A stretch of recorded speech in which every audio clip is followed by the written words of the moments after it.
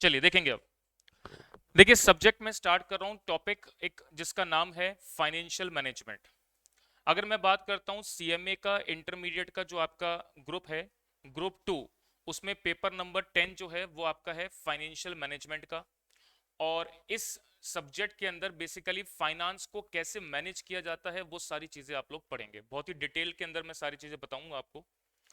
देखिए सबसे पहले तो इस सब्जेक्ट मैटर की बात करते हैं। सब्जेक्ट का नाम है फाइनेंशियल मैनेजमेंट। फाइनेंस का मतलब क्या होता है? पैसा।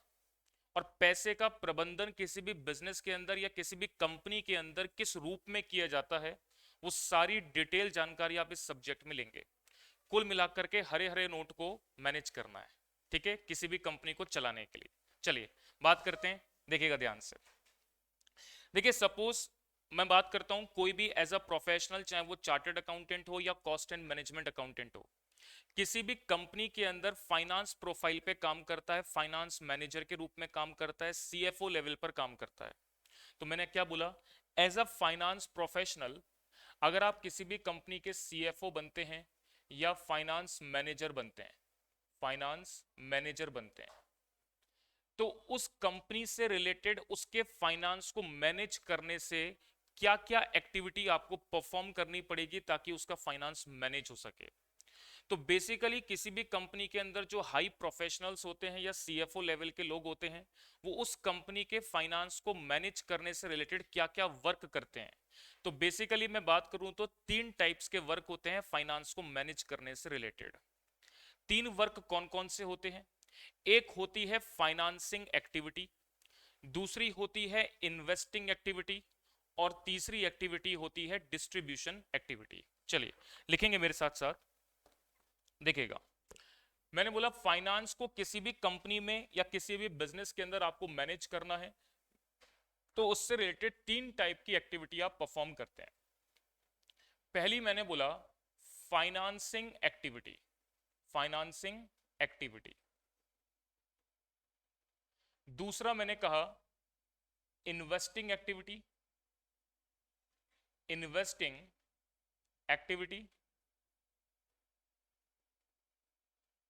और तीसरी एक्टिविटी मैंने बोली कौन सी? डिस्ट्रीब्यूशन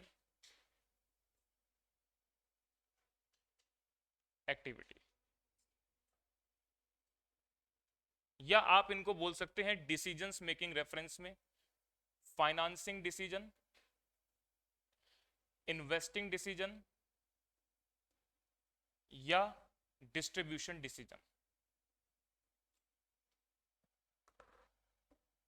तो एज अ फाइनेंस प्रोफेशनल आप कंपनी के अंदर ये तीन टाइप के वर्क परफॉर्म करते हैं जो कि मैंने बताए, फाइनेंसिंग एक्टिविटी, इन्वेस्टिंग एक्टिविटी और डिस्ट्रीब्यूशन एक्टिविटी।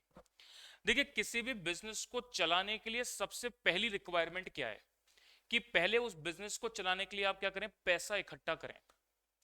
पैसा इकट्ठा आप उस तरीके से करें ताकि आपकी मिनिमम कॉस्ट इंकर्ड हो। अगर मैं बात करूं नॉर्मली, आप बैलेंस शीट देखते हैं, बैलेंस शीट में लाइबिलिटी साइड वो सोर्स लिखे होते हैं जहां से आप बिजनेस को चलाने के लिए पैसा इकट्ठा करते हैं। जैसे क्या क्या सोर्सेज होते हैं? एक होता है equity share capital, preference share capital, debentures होते हैं, लोन होते हैं। इसके अलावा reserve and surplus. Reserve and surplus मतलब खुद की पर्सनल अर्निंग या पर्सनल रिटेन्ड अर्निंग या पर्सनल सेविंग।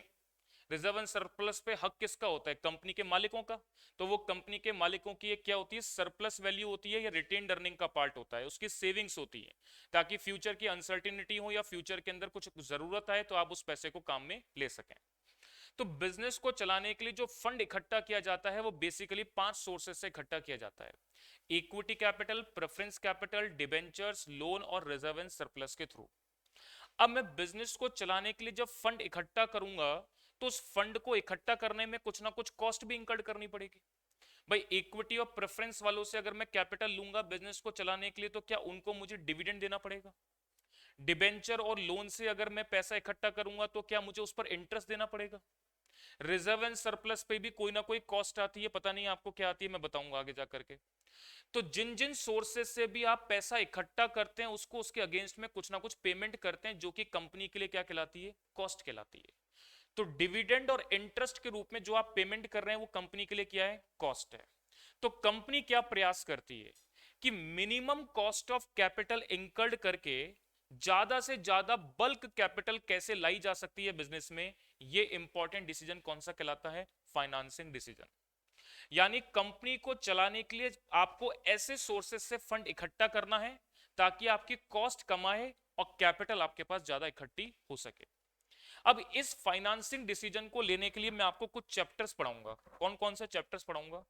सबसे पहले मैंने बात करी, एक चैप्टर का नाम है कॉस्ट ऑफ कैपिटल, यानी जिन जिन कैपिटल से आप पैसा जनरेट करते हैं उस पे लगने वाली कॉस्ट कौन कौन सी होती है, उनको कैलकुलेट कैसे किया जाता है। एक चैप्टर मैं आपको यहां पर पढ़ाऊंगा जिसका नाम है कैपिटल स्ट्रक्चर। कैपिटल स्ट्रक्चर यानी बिजनेस का कैपिटल स्ट्रक्चर किस प्रकार से डिटरमाइंड करें ताकि बिजनेस जो है मैक्सिमम प्रॉफिट जनरेट कर सके विद मिनिमम कैपिटल के बलबूते पर। बात समझ में आ रही है क्या आपको मेरी? तो सबसे पहली एक्टिविटी या सबसे पहला डिसीजन आपने एज अ फाइनेंस प्रोफेशनल क्या लिया कि बिजनेस को चलाने के लिए फंड मुझे कहां कहां से इकट्ठा करना है। फंड आ गया आपके पास, तो बैलेंस शीट में लायबिलिटी साइड आपने फंड इकट्ठा कर लिया। अब उसको क्या करोगे, आप इन्वेस्ट करोगे। इन्वेस्ट कहां करते हैं, बिजनेस के असेट्स में। तो अगर बैलेंस शीट में असेट साइड आता हूं तो दो टाइप के असेट्स देखने को मिलते हैं। कौन कौन से? एक होते हैं फिक्स असेट्स और एक होते हैं करंट असेट्स। तो आप इन्वेस्टमेंट बिजनेस के लॉन्ग टर्म सोर्सेस में करते हैं और एक इन्वेस्टमेंट कहां करते हैं, शॉर्ट टर्म सोर्सेस में करते हैं। तो देखिएगा, इन्वेस्टिंग डिसीजन से रिलेटेड अगर मैं बात करूं तो यहां पर एज अ फाइनेंस प्रोफेशनल जो आपको दो इंपॉर्टेंट डिसीजन लेने होंगे वो क्या होंगे। एक मैंने बोला आपको इन्वेस्टमेंट करना है लॉन्ग टर्म सोर्सेज में, लॉन्ग टर्म सोर्सेस, या मैं इसको अगर एक नाम से और बोलूं क्या, फिक्स असेट्स में। दूसरा दूसरा इन्वेस्टमेंट आप कहां करते हैं, शॉर्ट टर्म सोर्सेस। तो दूसरा इन्वेस्टमेंट मैंने बोला कहां करते हैं, शॉर्ट टर्म सोर्सेस में। इसका दूसरा नाम मैंने क्या बोला, मींस करंट असेट्स।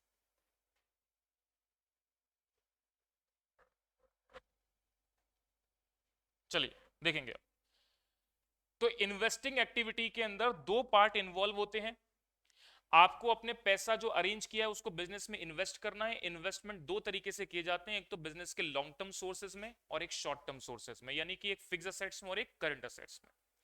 अब फिक्स असेट्स में इन्वेस्टमेंट करने के लिए क्या क्राइटेरिया ध्यान में रखने हैं, किन चीजों का ध्यान में रखना है, क्या स्ट्रेटेजी प्लान करनी है, वो सारी जानकारी मैं आपको यहां पर एक चैप्टर पढ़ाऊंगा उसके थ्रू दूंगा। उस चैप्टर का नाम है कैपिटल बजटिंग।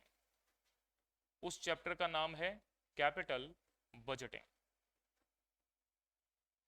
और इसी प्रकार से शॉर्ट टर्म सोर्सेज यानी कि करंट असेट्स के अंदर पैसा इन्वेस्ट करने से रिलेटेड क्या क्या बातों का आपको ध्यान में रखना है, इससे रिलेटेड मैं आपको एक चैप्टर पढ़ाऊंगा जिसका नाम है वर्किंग कैपिटल मैनेजमेंट। क्या नाम बोला मैंने, वर्किंग कैपिटल मैनेजमेंट। तो ये बात आपको मेरी समझ में आ गई कि हम जो सब्जेक्ट इस सब्जेक्ट के अंदर टॉपिक पढ़ेंगे वो टॉपिक कौन कौन सी एक्टिविटी से रिलेटेड होंगे। कैपिटल बजटिंग बिजनेस के लॉन्ग टर्म सोर्सेस को कैसे इन्वेस्ट किया जाए ये बताएगा।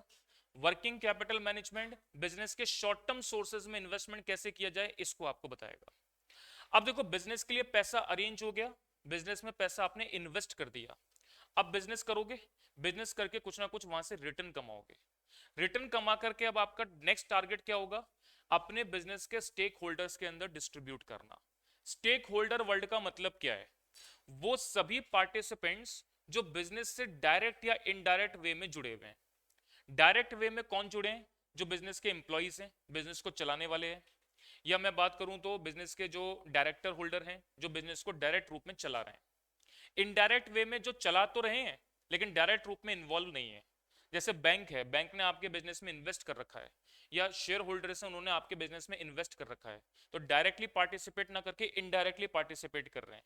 तो जो पार्टिसिपेंट डायरेक्टली या इनडायरेक्ट रूप से आपके बिजनेस के साथ जुड़े हुए हैं उन स्टेक होल्डर्स को आप डिस्ट्रीब्यूशन कैसे करेंगे, उस अर्निंग से आप उन लोगों को खुश कैसे रखेंगे, इस प्रकार के डिसीजन को क्या बोला जाता है, डिस्ट्रीब्यूशन डिसीजन।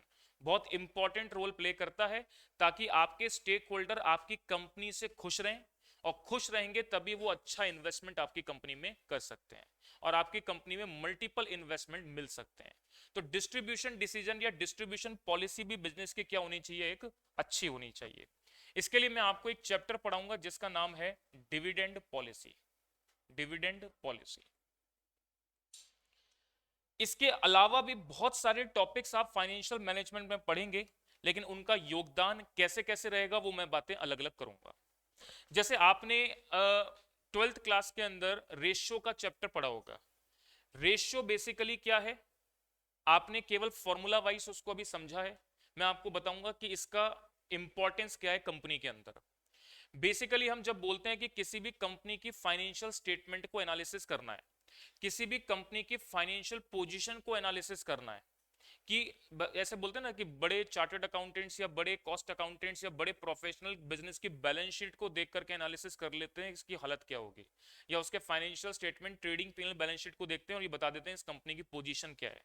तो वो कैसे बताते हैं, तो वो बेसिकली बैलेंस शीट को पढ़ना कैसे होता है, बैलेंस शीट को समझना कैसे होता है, ये सारी चीजें आप रेशियो के चैप्टर से सीखते हैं। वो कैसे सीखेंगे वो मैं डिटेल एनालिसिस बाद में करूंगा।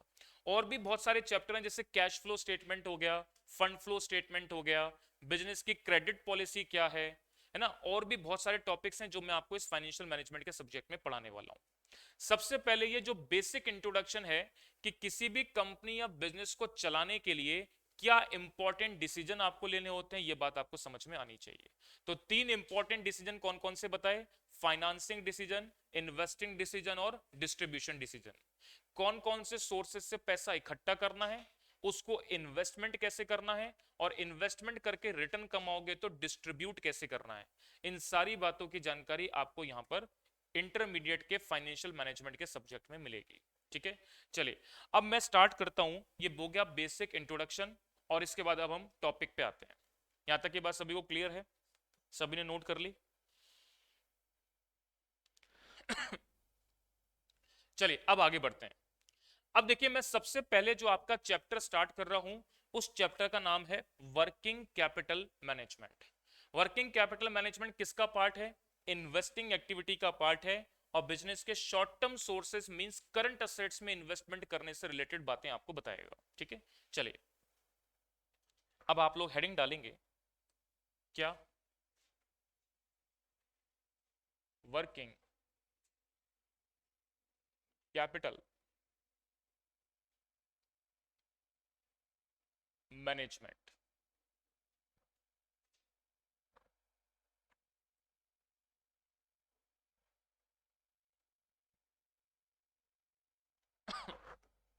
हाँ जी, चलिए इसके बारे में अब बात करते हैं। जो भी बातें मैं नोट करा रहा हूं, पहले भी मैंने कहा है बहुत सही तरीके से प्रॉपर तरीके से नोट करना है, ठीक है ना। चलिए वर्किंग कैपिटल मैनेजमेंट नाम से समझ में आता है, वर्किंग कैपिटल जनरल दिमाग में इमेज क्या बनती है। वर्किंग कैपिटल का मतलब ऐसी कैपिटल जो बिजनेस के डे टू डे ऑपरेशंस को रन करने के लिए रिक्वायर्ड होती है, वो वर्किंग कैपिटल कहलाती है। वो ऑलवेज आपके पास क्या होनी चाहिए, मेंटेन होनी चाहिए। देखिए किसी भी बिजनेस को चलाने के लिए हमको दो टाइप के कैपिटल की जरूरत पड़ती है। दो टाइप के कैपिटल कौन कौन सी, एक तो होती है फिक्स्ड और परमानेंट कैपिटल, और एक होती है फ्लक्चुएटिंग और वर्किंग कैपिटल। ठीक है, चलिए सारी बातें लिखते चलते हैं, उनको समझते चलते हैं। ठीक है, लिखेंगे मेरे साथ साथ, देखिएगा। Every business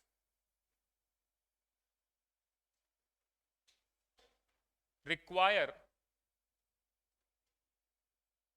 two types of capital, two types of capital for their business. Every business require two types of capital for their business. कौन कौन सी मैंने बोली, एक तो मैंने बोली फिक्स्ड कैपिटल, जिसको मैंने बोला परमानेंट कैपिटल,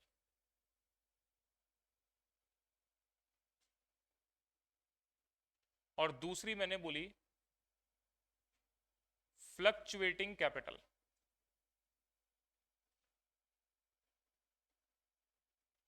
जिसको मैं बोल रहा हूं वर्किंग कैपिटल।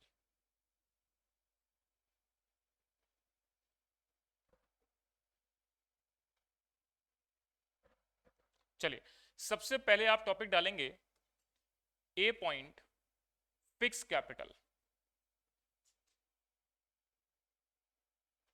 फिक्स कैपिटल मतलब permanent capital.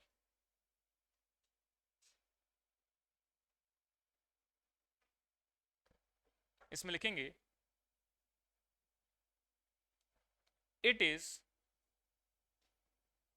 That portion of capital, that portion of capital which is permanently invested in the business, in the business।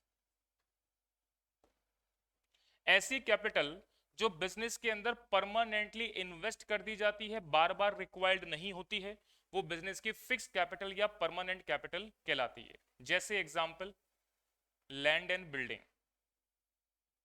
या फर्नीचर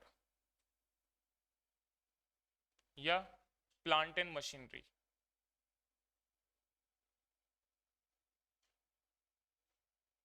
एक्सेट्रा। तो ऐसी कैपिटल जो परमानेंटली बिजनेस में इन्वेस्ट कर दी जाती है वो फिक्स कैपिटल या परमानेंट कैपिटल कहलाती है। दूसरा पॉइंट डालेंगे क्या? फ्लक्चुएटिंग कैपिटल या वर्किंग कैपिटल। तो लिखेंगे फ्लक्चुएटिंग या वर्किंग कैपिटल, वर्किंग कैपिटल। चलिए, इसमें लिखेंगे it is that portion of capital, it is that portion of capital which is required, which is required for day to day business operations, day to day business operations. Business के day to day business operations को run करने के लिए जिस capital की requirement होती है उसे हम वर्किंग कैपिटल के रूप में बोलते हैं। जैसे example cash balance, bank balance, stock etcetera. चलिए, सबसे पहले आप यहां तक की बात नोट करेंगे।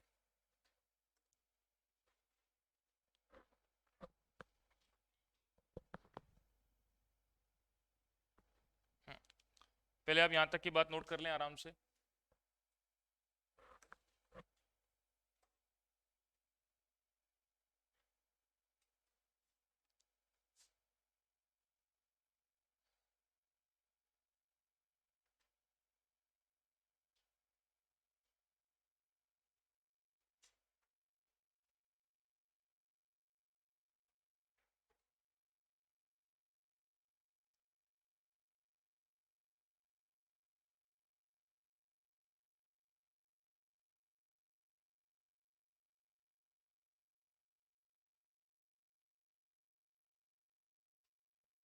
चलिए, यहां तक की बात नोट हो गई। ऑनलाइन स्टूडेंट्स आगे बढ़े।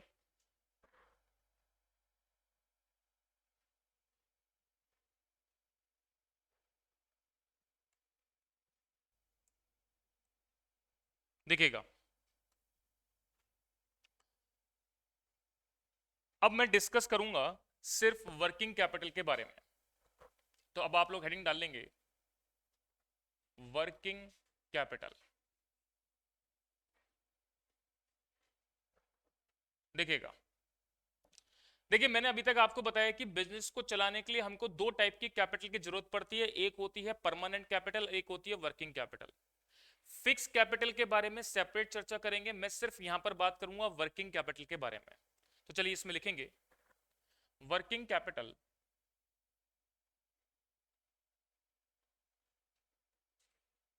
refers to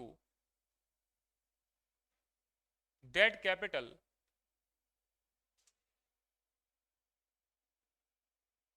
which is available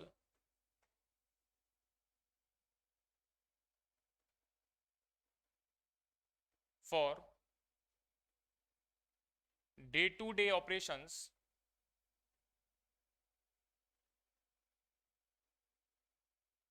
at an enterprise and it also explain as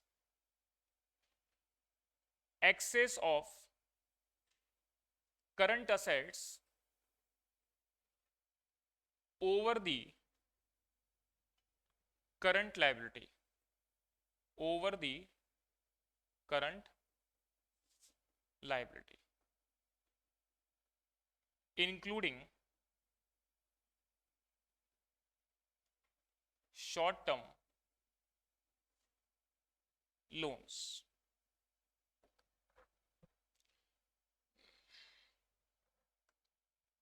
देखिए क्या बात लिखवाई मैंने, बहुत ही सिंपल सी बात, पहले इसको समझते हैं इसका मतलब क्या है।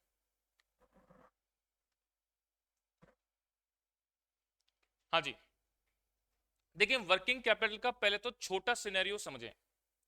जैसे मैंने आपको क्या बोला, वर्किंग कैपिटल का मतलब वो कैपिटल जो बिजनेस के डे टू डे ऑपरेशंस को रन करने के लिए रिक्वायर्ड है। सपोज एक परचूनी वाले की दुकान से एग्जांपल लेते हैं।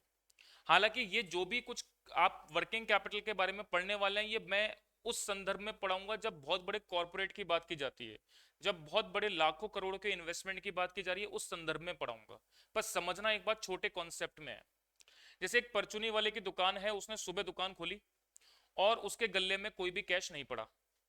एक व्यक्ति उसकी दुकान पर आता है, 500 का नोट देता है, 100 रुपए का सामान खरीद लेता है। तो अब दुकानदार को क्या है कि 100 रुपए काट करके 400 रुपए उसको रिटर्न करने हैं। वो 400 रुपए रिटर्न कब कर सकता है, जब उसके गले में कुछ ना कुछ वर्किंग कैपिटल होनी चाहिए। अगर उसके पास वर्किंग कैपिटल नहीं है तो उसको लौटा नहीं, उसको पैसा नहीं दे सकता, नहीं देगा तो वो अगला व्यक्ति सामान नहीं खरीदेगा। बात समझ में आ रही है? तो कुछ कैपिटल ऐसी होती है जो ऑलवेज आपके पास मेंटेन होनी चाहिए ताकि आपकी बिजनेस एक्टिविटी क्या करती रहे, चलती रहे। मेरी बात समझ में आ रही है? ये मैंने बात बताई छोटे संदर्भ में। बड़े संदर्भ में बड़ी कॉर्पोरेट्स के लिए कैसे वर्किंग कैपिटल रिक्वायरमेंट की कैलकुलेशन की जाती है, कैसे वो वर्किंग कैपिटल को मेंटेन करते हैं, इसमें हम आगे डिटेल में बात करेंगे। इतनी बात समझ में आ रही है? चलिए इसके बाद देखो मैंने लिखवाया कि इस वर्किंग कैपिटल को हम कैसे निकाल सकते हैं, excess of current assets over the current liability. सबसे पहले बात करते हैं करंट असेट्स का मतलब क्या है और करंट लायबिलिटी का मतलब क्या है।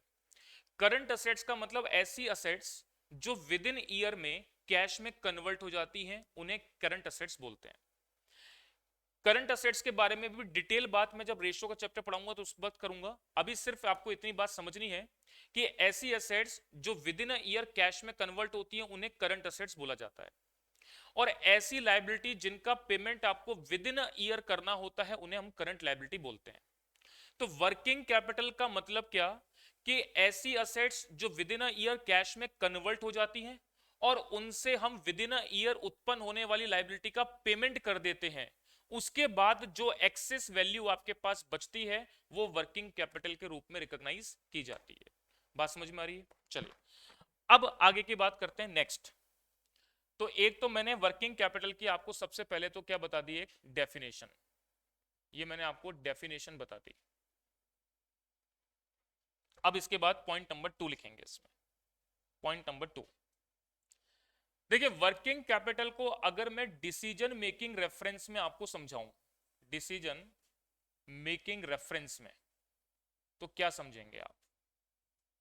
देखिएगा पहले इसको समझा रहा हूं मैं, फिर मैं इसके बारे में लिखाऊंगा। देखिएगा सुनना मेरी बात को बड़े ध्यान से। देखिए किसी भी बिजनेस के लिए एक एप्रोप्रिएट मैनर की वर्किंग कैपिटल रिक्वायर्ड है। ना तो वो उससे ज्यादा मेंटेन कर सकता है, ना उस एप्रोप्रिएट मैनर से कम मेंटेन कर सकता है। अगर उसने उस एप्रोप्रिएट मैनर से ज्यादा मेंटेन करी तो भी नुकसान है और कम मेंटेन करी तो भी नुकसान है। कैसे? एक एग्जांपल से समझते हैं। जैसे मान लीजिए एक बिजनेस को अपना सुचारू रूप से बिजनेस को चलाने के लिए 1 लाख रुपए की वर्किंग कैपिटल रिक्वायर्ड है, और अगर वो 1,50,000 की वर्किंग कैपिटल मेंटेन करता है तो कितनी एक्सेस मेंटेन कर रहा है? 50,000। वो जो एक्सेस 50,000 की वर्किंग कैपिटल मेंटेन कर रहा है वो अननेसेसरी है। उसको अगर वो शेयर मार्केट में या कहीं बैंक में इन्वेस्ट करता तो कुछ ना कुछ रिटर्न कमाता। अननेसेसरी आपके पास कैश के रूप में रखा हुआ है जिसकी जरूरत नहीं है। तो आपके लिए यहां पर नुकसान किस रूप में हो रहा है? अपॉर्चुनिटी कॉस्ट के रूप में नुकसान हो रहा है। यानी उस एक्सेस वर्किंग कैपिटल पे कुछ रिटर्न आप कमा सकते थे जो कि नहीं कमा पा रहे। क्यों? क्योंकि आपने एक्सेस वर्किंग कैपिटल मेंटेन कर रखी है। बात समझ में आ रही? तो हमें उतनी ही मेंटेन करनी है जितनी रिक्वायर्ड है। 1 लाख की रिक्वायरमेंट है, अगर आप 70,000 की मेंटेन करते हो तो क्या दिक्कत है? एक कोई ना कोई बिजनेस के अंदर ऐसा सिनेरियो आएगा, ऐसा पॉइंट आएगा जब आपके बिजनेस की प्रोडक्शन एक्टिविटी रुक जाएगी, उसमें समस्या खड़ी हो जाएगी। क्यों खड़ी हो जाएगी? क्योंकि आपके पास प्रॉपर वर्किंग कैपिटल नहीं है। तो हमेशा अपने बिजनेस को एक प्रॉपर वर्किंग कैपिटल रिक्वायर्ड है, ना तो उससे ज्यादा ना उससे कम। ज्यादा मेंटेन करोगे तो अपॉर्चुनिटी कॉस्ट का नुकसान है, और अगर कम मेंटेन करोगे तो आपकी प्रोडक्शन एक्टिविटी कहीं ना कहीं डिले करेगी, वो सफर करेगी। सवाल पैदा होता है कि सर ये कितनी अप्रोप्रिएट वर्किंग कैपिटल रिक्वायर्ड है, कितनी मेंटेन करना है, इसको पता कैसे चलेगा? तो इसके लिए हम प्रॉपर आगे जाकर के सब पढ़ने वाले हैं, कैसे कैलकुलेट किया जाता है, कैसे इसको समझना है। ठीक है, अब डिसीजन मेकिंग रेफरेंस में मेरे साथ साथ बात लिखेंगे। देखिएगा, every business require working capital in appropriate manner, in appropriate manner।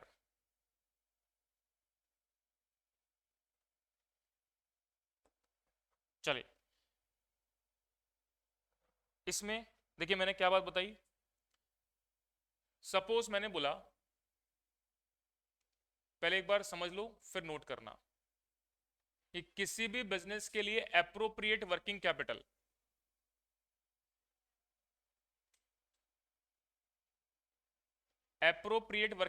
मैंने बोली कितनी? 1 लाख रुपए की रिक्वायर्ड है।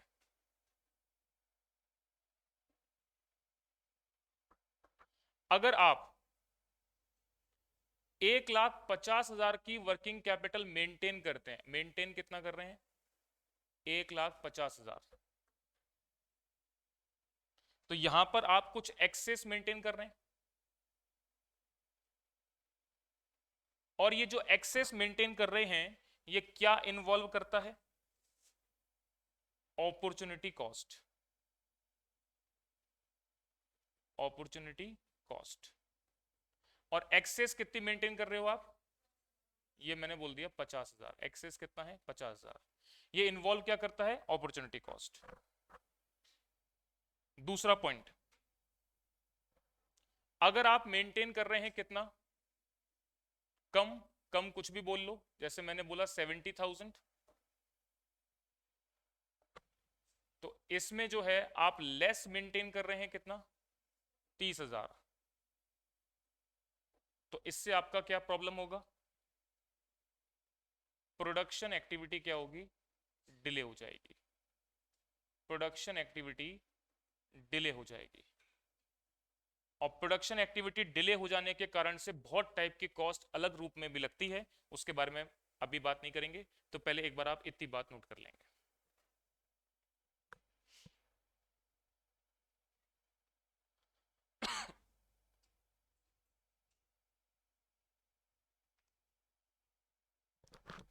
अब अगर मान लीजिए प्रोडक्शन एक्टिविटी लिखते जाओ, समझते भी जाओ।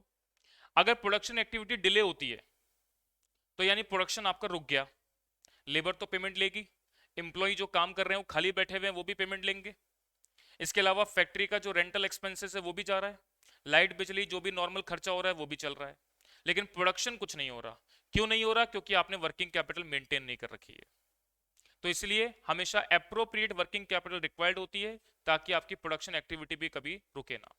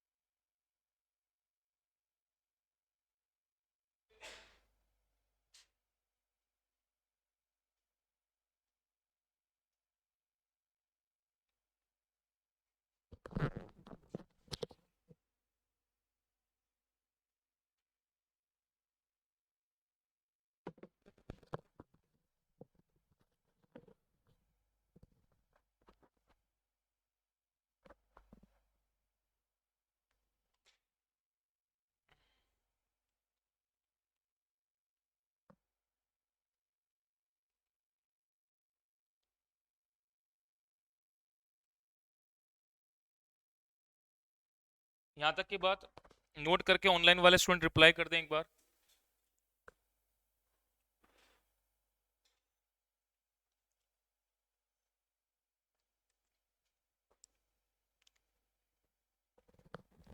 चलिए यहां तक की बात नोट हो गई। अब मैं आगे बढ़ रहा हूं, देखिएगा आगे लिखेंगे इफ, लिखेंगे इफ, इस बात को लिख लेते हैं,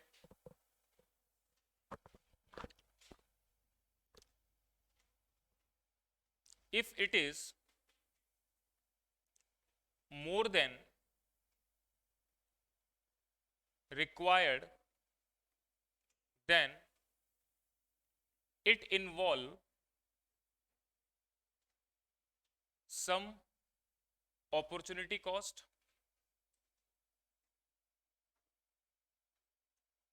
and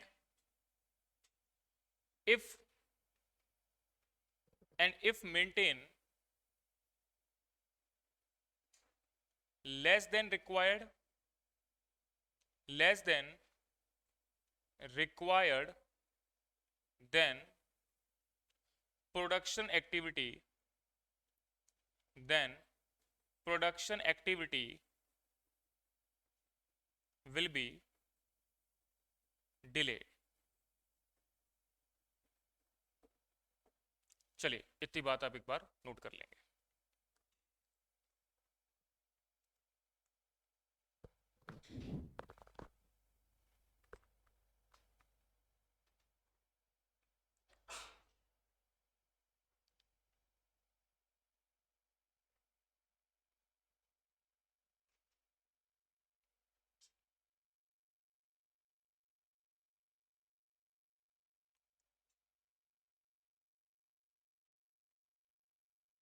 हाँ जी, यहां तक की बात नोट हो गई। अब मैं आगे बढ़ रहा हूं।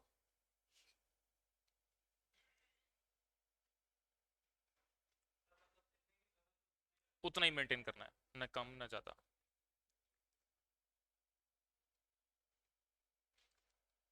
चलिए अब मैं आगे बढ़ रहा हूं नेक्स्ट पार्ट पर, देखिएगा।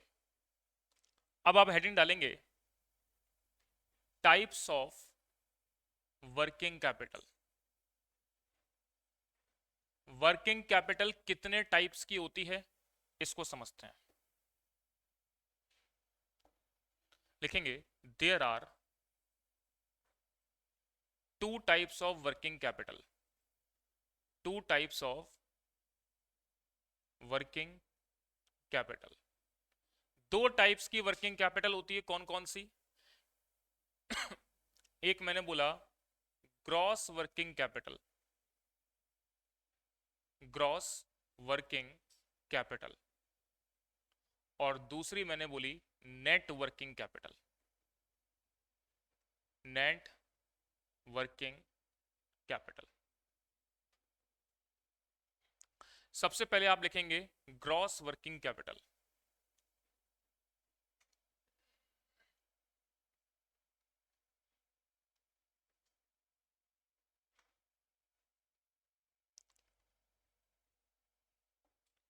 It means total amount of current assets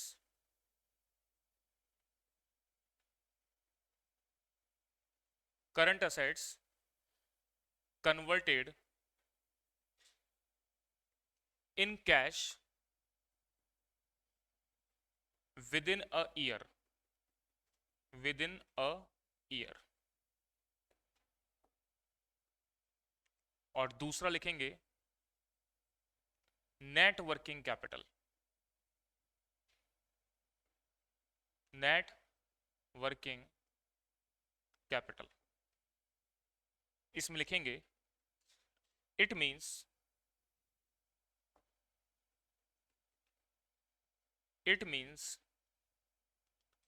excess of current assets over the current liabilities,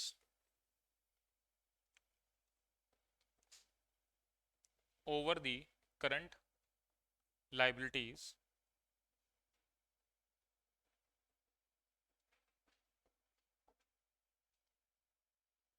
चलिए इतनी बात एक बार नोट कर लेंगे।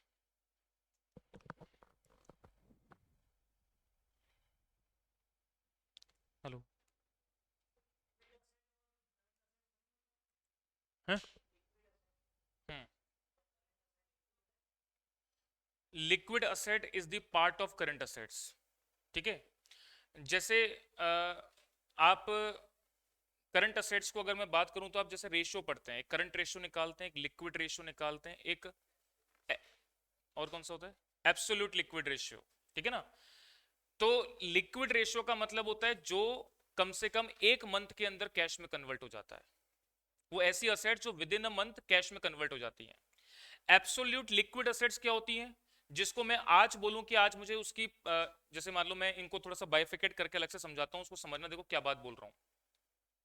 देखो ऐसी करंट असेट्स जिसकी मतलब ऐसी करंट लायबिलिटी जिसका पेमेंट आपको इमीडिएटली करना है, मतलब आज आपके घर पे लायबिलिटी आके खड़ी होती है तो आज आप पेमेंट कर सकते हैं, तो ऐसी जो असेट्स आपके पास अवेलेबल है उनको एब्सोल्यूट लिक्विड असेट्स बोलते हैं। एब्सोल्यूट लिक्विड असेट्स में क्या क्या आता है, कैश बैलेंस आता है, बैंक बैलेंस आता है, मार्केटेबल सिक्योरिटीज आती है। कैश बैलेंस तुरंत कैश में आपके पास अवेलेबल होगा, बैंक बैलेंस बैंक से जाओ तुरंत कैश में कन्वर्ट हो जाएगा, मार्केटेबल सिक्योरिटीज मतलब बैंक एफडी हो गई या बैंक या शेयर मार्केट में इन्वेस्टमेंट कर रखा है, वो सारी चीजें हो गई, म्यूचुअल फंड हो गए, वो सारी चीजें हो गई। तो वो ऐसी सिक्योरिटीज होती हैं जिसको इमीडिएटली बेच करके आप कैश में कन्वर्ट कर सकते हो। ठीक है ना, वो एब्सोल्यूट लिक्विड असेट्स आती हैं। और एब्सोल्यूट लिक्विड असेट्स जो इमीडिएट लायबिलिटीज होती हैं उनको पे करने के काम में आते हैं। आपने क्या पूछा, लिक्विड असेट्स, है ना। लिक्विड असेट्स का मतलब ऐसी असेट्स जो विद इन अ मंथ के अंदर, या मैं बात करूं 2 महीने के अंदर, 1 महीने से लेकर 2 महीने तक आपके पास कोई लायबिलिटी आकर के खड़ी होती है तो आप उसको पे करने की एबिलिटी रखते हो कि नहीं रखते हो, वो असेट्स आपकी एब्सोल्यूट लिक्विड असेट्स कहलाती हैं। उसमें क्या क्या शामिल होगा, cash balance, bank balance, marketable security तो शामिल होगा ही होगा। इसके अलावा क्या हो सकता है, डेटर्स हो सकते हैं, बिल्स रिसीवेबल हो सकते हैं।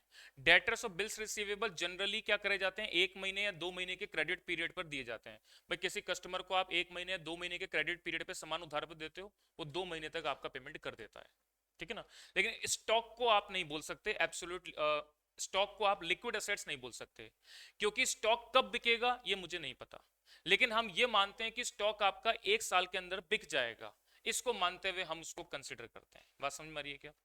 अच्छा, करंट असेट्स की बात करें, एक तो एब्सोल्यूट लिक्विड असेट्स की बात करी जो इमीडिएट लायबिलिटी का पेमेंट करने की क्षमता रखते हैं, एक लिक्विड असेट्स की बात करी जो विद इन 1 मंथ या 2 मंथ के अंदर उत्पन्न होने वाली लायबिलिटीज का पेमेंट करने की एबिलिटी रखते हैं, और एक नाम मैं ले रहा हूं करंट असेट्स का, यानी विद इन ईयर उत्पन्न होने वाली लायबिलिटीज का पेमेंट करने की एबिलिटी बिजनेस की क्या है या आपकी क्षमता क्या है, वो आपके करंट असेट्स डिटरमाइन करते हैं।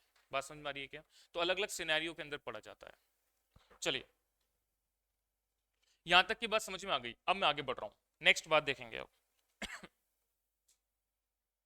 अब सवाल पैदा होता है क्या, कि सर आपने बोला कि एक बिजनेस को चलाने के लिए हमको एक एप्रोप्रिएट मैनर में वर्किंग कैपिटल रिक्वायर्ड है, कि वो एप्रोप्रिएट मैनर है कितना, वो डिटरमाइन कैसे करें कि किसी बिजनेस को चलाने के लिए कितनी एप्रोप्रिएट मैनर में वर्किंग कैपिटल रिक्वायर्ड है, अब उसकी कैलकुलेशन कैसे होगी। तो अब आप आगे लिखेंगे, how to determine working capital requirement, working capital requirement for the business, for the business. क्या बात बोली मैंने, कि आपको आपके बिजनेस को कितनी वर्किंग कैपिटल रिक्वायर्ड है इसकी कैलकुलेशन कैसे होगी, अब मैं आपको ये समझा रहा हूं। तो आप लिखेंगे, there are two methods which is determine appropriate working capital, working capital for the business, for the business। अब वो दो मेथड कौन कौन से हैं उसको समझते हैं, देखिएगा। सबसे पहला ऑपरेटिंग साइकिल मेथड, एक मेथड का नाम मैंने लिखा है ऑपरेटिंग साइकिल मेथड। दूसरा दूसरा है फोरकास्टिंग मेथड, फोरकास्टिंग मेथड। ये दो मेथड से हम वर्किंग कैपिटल रिक्वायरमेंट की कैलकुलेशन पढ़ना सीखेंगे।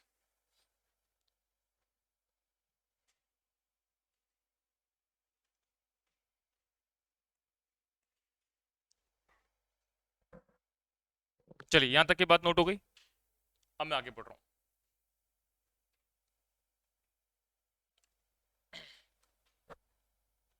चलिए सबसे पहले मैं बात करूंगा, हेडिंग डाल लेंगे operating cycle method, operating cycle method. देखिए एग्जाम के पॉइंट ऑफ व्यू से बताऊं तो 100% क्वेश्चन वर्किंग कैपिटल मैनेजमेंट में से आता है और इंपॉर्टेंट है आपका ये वाला टॉपिक। यानी कि एग्जाम में ज्यादातर जनरली जो सवाल पूछा जाता है वो फोरकास्टिंग मेथड से पूछा जाता है। हमारे सीएमए इंस्टीट्यूट के स्टडी मटेरियल के अंदर आपको बहुत सारे क्वेश्चन मिलेंगे, कम से कम 20 से 25 क्वेश्चन मैं आपको स्टडी मटेरियल के कराऊंगा, 8 से 10 क्वेश्चन आपको पास्ट एग्जाम में करवाऊंगा, 2 या 3 क्वेश्चन ही आपको ऑपरेटिंग साइकिल मेथड से मिलेंगे, बाकी सारे क्वेश्चन आपके फोरकास्टिंग मेथड के होंगे। तो एग्जाम में जो जनरली पूछा जाता है या 98 या 99% जो पूछा जाता है वो फोरकास्टिंग मेथड पूछा जाता है, पर समझना हमको दोनों है। ठीक है, चलिए देखेंगे। सबसे पहले मैं बात कर रहा हूं ऑपरेटिंग साइकिल मेथड की, देखिएगा। चलिए इसमें लिखेंगे, सबसे पहले बात करते हैं meaning of operating cycle. Operating cycle क्या होती है? ऑपरेटिंग साइकिल मेथड को पढ़ने से पहले समझते हैं कि ऑपरेटिंग साइकिल का मतलब क्या है। तो इसमें लिखेंगे operating cycle means production cycle of business, production cycle of business which start from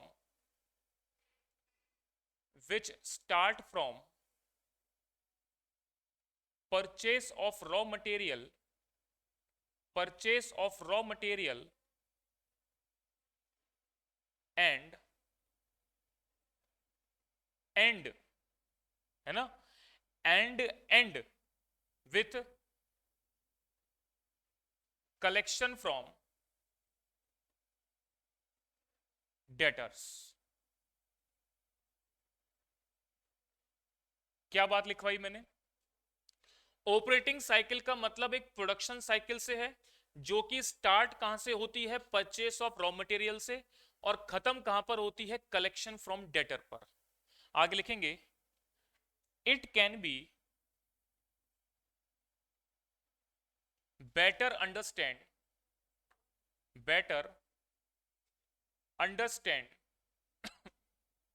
by the following chart. अब मैं कुछ चार्ट के माध्यम से आपको समझाऊंगा क्या कि ऑपरेटिंग साइकिल कहते किसे हैं। चलिए पहले आप इतनी बात नोट कर लेंगे, देखिएगा। देखिए 3 टाइप के बिजनेस कंसर्न्स होते हैं। एक होता है मैन्युफैक्चरिंग कंसर्न, एक होता है ट्रेडिंग कंसर्न, और एक होता है फाइनेंशियल कंसर्न। ऑपरेटिंग साइकिल किसी भी बिजनेस की जो है वो 3 कंसर्न के हिसाब से अलग अलग पढ़ी जाती है। सभी कंसर्न को मैं एक्सप्लेन करता हूं कैसे कैसे। सबसे पहले बात करते हैं मैन्युफैक्चरिंग कंसर्न को लेकर के।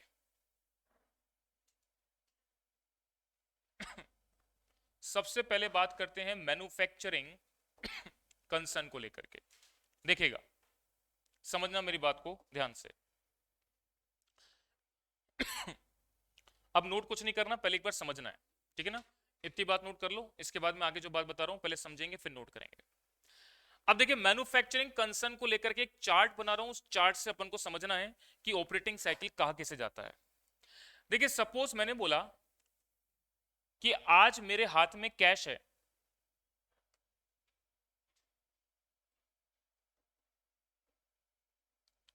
इस कैश से मैंने क्या करा?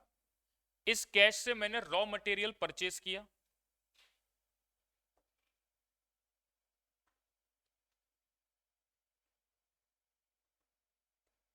इस कैश से मैंने रॉ मटेरियल परचेज किया। रॉ मटेरियल जैसे परचेज किया तो इसके बाद ये इमीडिएटली फैक्ट्री में जाएगा क्या? नहीं। आज आपने रॉ मटेरियल परचेज करके अपने स्टोर डिपार्टमेंट में रख दिया, जब फैक्ट्री में रिक्वायरमेंट होगी तभी वो वहां पर पहुंचेगा फैक्ट्री में। जब तक वो रॉ मटेरियल कहां रखा रहेगा? स्टोर डिपार्टमेंट में रखा रहेगा। ठीक है साहब। अब फैक्ट्री के अंदर रिक्वायरमेंट हुई, फैक्ट्री के अंदर रिक्वायरमेंट हुई मतलब मैं फैक्ट्री के लिए बोल रहा हूं work in progress, work in progress. अब जैसे ही वो रॉ मटेरियल फैक्ट्री के अंदर जाएगा तो फैक्ट्री में उस रॉ मटेरियल पर प्रोसेसिंग होने में कुछ समय जाएगा, तो आपका पैसा जो कैश में इमीडिएटली सबसे स्टार्टिंग में जो कैश था वो कुछ टाइम तक रॉ मटेरियल के अंदर ब्लॉक रहा। फिर वो रॉ मटेरियल आपका फैक्ट्री के अंदर गया तो फैक्ट्री में प्रोसेसिंग होगी तो कुछ टाइम तक वो पैसा आपका फैक्ट्री के अंदर ब्लॉक हो गया। अब वो फैक्ट्री के अंदर प्रोसेसिंग कंप्लीट होने के बाद वो क्या बन जाएगा? Finish goods. तो फिनिश गुड्स बन करके वो कहां रखा जाएगा? वेयर हाउस के अंदर। तो मैंने क्या बोला कि ये फैक्ट्री से माल निकल करके क्या बन गया? फिनिश्ड गुड्स में कन्वर्ट हो गया, फिनिश गुड्स में कन्वर्ट हो गया। अब ये फिनिश गुड्स मार्केट में बिकने के लिए जाएंगे कब? जब मार्केट से सेल्स ऑर्डर आएगा। जब तक मार्केट से सेल्स ऑर्डर नहीं आएगा तब तक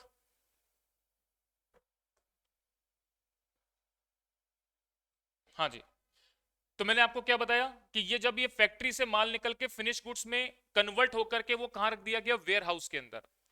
अब वेयर हाउस के अंदर जब तक माल पड़ा रहेगा, जब तक मार्केट से सेल्स ऑर्डर नहीं आता, जब तक सेल्स ऑर्डर नहीं आएगा तब तक आपका पैसा उस फिनिश गुड्स के रूप में वेयर हाउस के अंदर ब्लॉक है। अब मार्केट से सेल्स ऑर्डर आएगा तो आपका माल बिकने के लिए आगे जाएगा। बिकने के लिए जाएगा तो दो प्रकार की कंडीशन बन सकती हैं। पहली कंडीशन क्या बनेगी? इसको ना थोड़ा सा छोटा बना लेते हैं, एक मिनट। तो मार्केट से मान लीजिए सेल्स ऑर्डर आता है, सेल्स ऑर्डर आता है तभी वो माल मार्केट में बिकने के लिए जाएगा। बिकने के लिए जाएगा तो आपके पास दो प्रकार की कंडीशन बनेंगी, या तो वो डायरेक्टली कैश में कन्वर्ट हो जाएगा, या दूसरी कंडीशन क्या बन सकती है कि वो माल उधार में बिक जाएगा। उधार में मतलब डेटर्स में कन्वर्ट हो जाएगा। अगर वो डेटर्स में कन्वर्ट हो गया इसका मतलब कुछ टाइम तक पैसा आपका कस्टमर के पास ब्लॉक हो गया।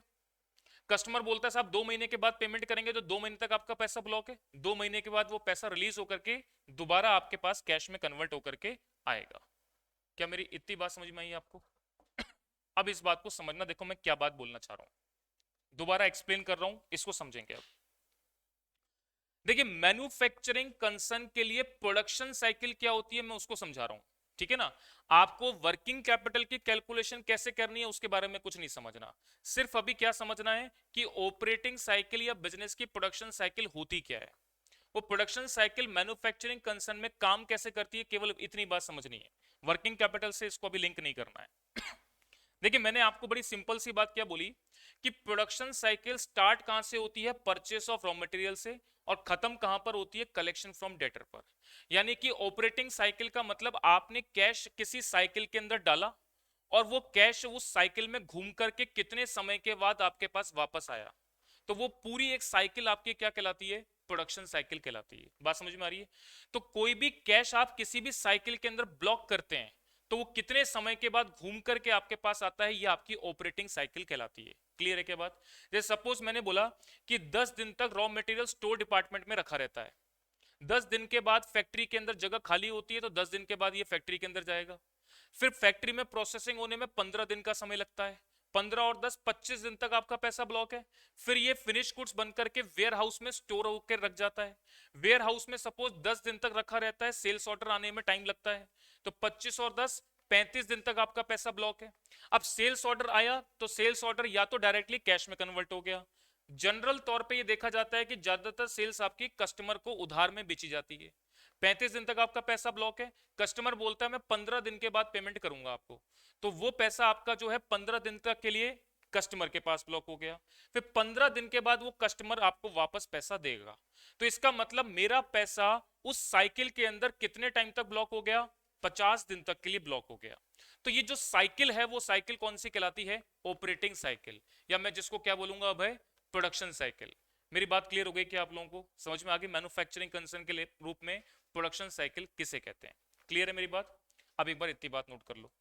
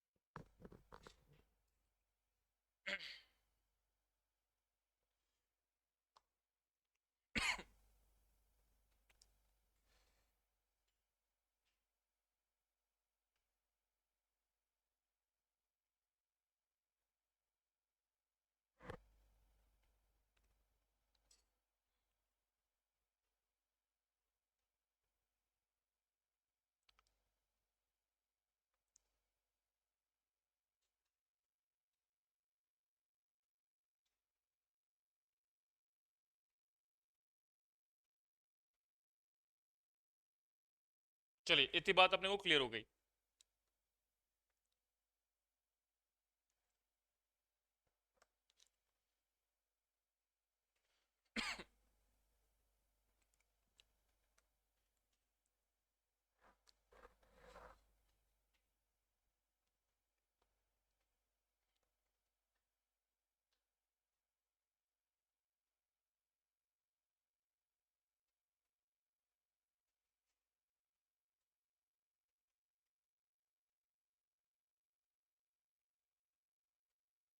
स्केल का यूज मत करो, इतना नहीं। ठीक है, हो गया क्या यहाँ तक की बात नोट? चलिए आगे बढ़ते हैं। अब बात करते हैं ट्रेडिंग कंसर्न के रिगार्डिंग। दूसरा पॉइंट, ट्रेडिंग कंसर्न। अब ट्रेडिंग कंसर्न के लिए जो साइकिल होती है वो कैसे काम करती है? समझना ध्यान से। ट्रेडर यानी कि वो क्या करते हैं, मैन्युफैक्चरर से सामान खरीद करके लाते हैं और बेचते हैं। तो वो कैश से स्टॉक परचेज करते हैं और स्टॉक को फिर मार्केट में बेच देते हैं। तो दो केस में बेचते हैं, या तो डायरेक्टली कैश में कन्वर्ट होता है या फिर कस्टमर को उधार बेच करके फिर बाद में कैश आता है। तो इनकी जो ऑपरेटिंग साइकिल या प्रोडक्शन साइकिल है वो कैसे काम करती है? ट्रेडिंग कंसर्न वालों के लिए जो कैश स्टार्टिंग में होता है इनके पास, उससे क्या करते हैं, स्टॉक परचेज करते हैं, बना बनाया स्टॉक, और इस स्टॉक को डायरेक्टली मार्केट में सेल कर देते हैं। सेल कर देते हैं तो डायरेक्टली ये कैश में कन्वर्ट हो जाता है। या दूसरा केस, अगर ये स्टॉक उधार में बेचा जाता है तो ये पहले डेटर्स में कन्वर्ट होगा। तो ये पहले डेटर्स में कन्वर्ट होगा, फिर ये डेटर से वापस कैश आ जाएगा। बात समझ में आ गई क्या? तो ट्रेडिंग कंसर्न के रिगार्डिंग कैश से स्टॉक परचेज किया गया, स्टॉक को डायरेक्टली मार्केट में कैश में बेच दिया, एक ऑप्शन, या कस्टमर को उधार में बेचा तो कुछ टाइम के बाद आपको कैश मिल जाएगा। तो ट्रेडिंग कंसर्न में जो ऑपरेटिंग साइकिल होती है वो कुछ इस तरीके से रन करती है। तीसरी बता रहा हूं मैं आपको फाइनेंशियल कंसर्न के regarding. Financial concern, financial concern का एग्जांपल आप कैसे ले लो, बैंक के थ्रू। बैंक के लिए स्टॉक क्या है, कैश। तो क्या करते हैं बैंक वाले, कैश को लोन के रूप में देते हैं। किसको देते हैं? कस्टमर को। कस्टमर को मैं डेटर बोल दूं, और डेटर क्या काम करता है, कुछ टाइम के बाद दोबारा वो पैसा लौटा देता है।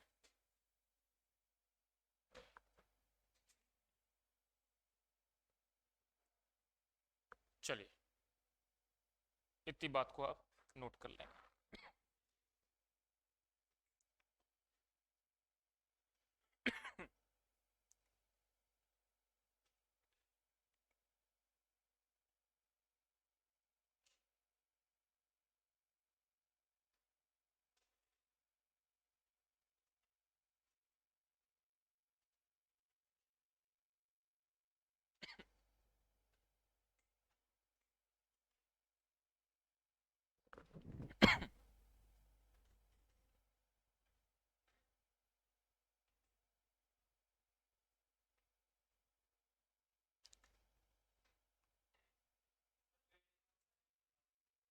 दोबारा से बताता हूँ, पहले एक बार नोट कर लो।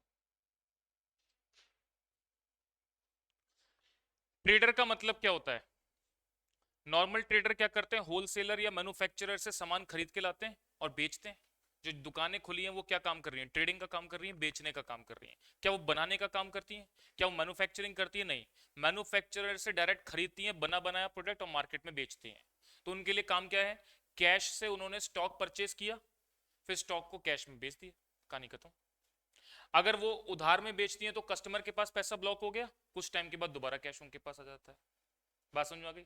फाइनेंशियल कंसर्न मतलब बैंक के लिए बात कर रहा हूं मैं। बैंक कैश को क्या करते हैं? कस्टमर को लोन के रूप में देते हैं और कस्टमर कुछ टाइम के बाद वो कैश क्या करते हैं? वापस कर देते हैं। बात समझ में आ रही है? तो ट्रेडिंग कंसर्न और फाइनेंशियल कंसर्न के रिगार्डिंग कोई कॉम्प्लिकेशन नहीं है, तो इसके लिए हम वर्किंग कैपिटल नहीं पढ़ते हैं। हम किसके रिगार्डिंग पढ़ेंगे? मैन्युफैक्चरिंग कंसर्न के रिगार्डिंग। ठीक है, चलिए अब आगे लिखेंगे आप। पॉइंट नंबर 2, सबसे पहले मैंने ऑपरेटिंग साइकिल के बारे में बता दिया आपको। अब एक पॉइंट और लिख लो, the period in which this operating cycle this operating cycle complete is known as operating cycle period. Operating cycle period, the period in which this operating cycle is complete is known as operating cycle period. बताओ क्या पूछ रहे हो? Point number 2 लिख लो बना करके बस। Point number 1 में तो मैंने आपको ऑपरेटिंग साइकिल बताया क्या होता है, मीनिंग ऑफ ऑपरेटिंग साइकिल, और पॉइंट नंबर 2 में ये वाली पॉइंट लिख लो बस।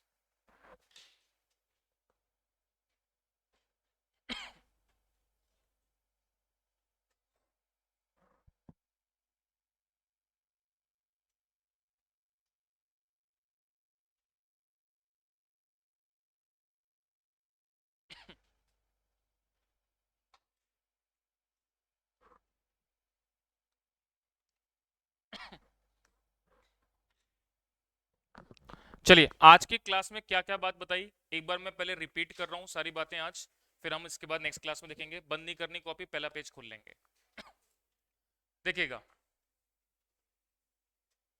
फाइनेंशियल मैनेजमेंट का सब्जेक्ट मैंने आज स्टार्ट किया आपके सामने। फाइनेंशियल मैनेजमेंट का सबसे पहले इंट्रोडक्शन में क्या देखा कि एज अ फाइनेंस प्रोफेशनल आप किसी भी कंपनी में अपॉइंट होते हैं तो 3 प्रकार के इंपॉर्टेंट डिसीजन लेते हैं। कौन कौन से? Financing decision, investing decision, distribution decision. Financing decision का मतलब कौन कौन से सोर्सेज से बिजनेस को चलाने के लिए फंड इकट्ठा करना है ताकि आपकी कॉस्ट कम से कम खर्च हो और कैपिटल आपकी ज्यादा से ज्यादा जनरेट हो जाए। फिर उस कैपिटल को आप इन्वेस्ट करते हैं बिजनेस के अंदर, किस चीजों में? लॉन्ग टर्म सोर्सेज में, शॉर्ट टर्म सोर्सेज में। लॉन्ग टर्म सोर्सेज में इन्वेस्टमेंट कैसे किया जाता है, इसके लिए हम जो चैप्टर पढ़ते हैं उसका नाम मैंने बताया कैपिटल बजटिंग।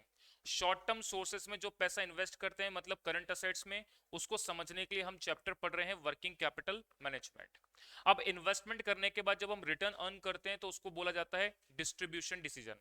अब रिटर्न को डिस्ट्रीब्यूट कैसे किया जाएगा अपने स्टेक होल्डर में, इसको समझने के लिए हम जो डिसीजन लेंगे वो डिस्ट्रीब्यूशन डिसीजन है, और जो चैप्टर पढ़ेंगे उसका नाम है डिविडेंड पॉलिसी। इतनी बात क्लियर हो गई। फिर मैंने आपको